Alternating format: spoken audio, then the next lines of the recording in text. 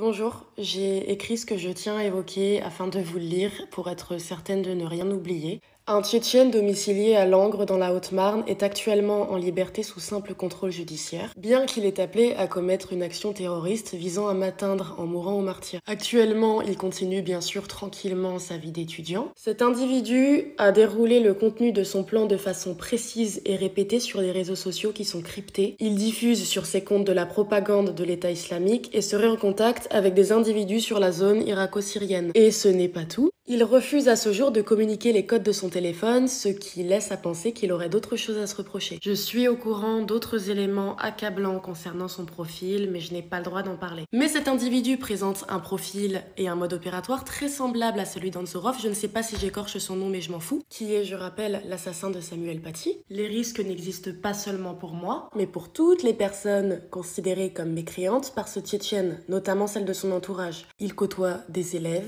des professeurs. J'aime par-dessus tout la liberté. Vous avez pu vous rendre compte que je n'ai jamais renié mes propos sur l'islam, quoi qu'il m'en écoutait. J'apprécie quand les personnes qui me suivent le font pour ma liberté d'esprit, pas pour m'enfermer dans des cases. Les personnes qui essaient de me coller une étiquette se casseront les dents. Je n'adoube jamais une personne à son entièreté. J'adhère ou je n'adhère pas à certaines idées. Je ne fais même pas de politique et je n'en ferai jamais. Je m'exprime spontanément.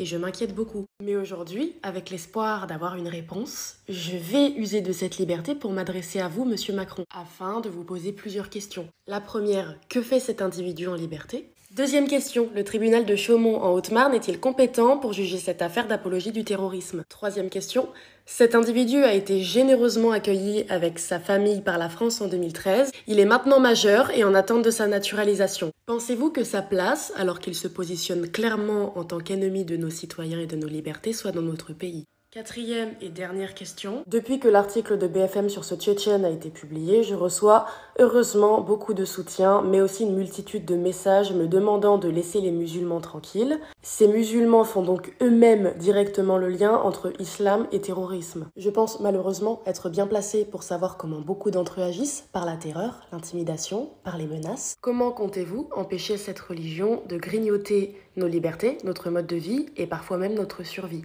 J'espère avoir une réponse. Enfin non, j'espère pas trop. C'est triste, mais j'ai l'impression qu'avec ce silence, il faut éviter de trop espérer maintenant. Bien à vous, et merci quand même.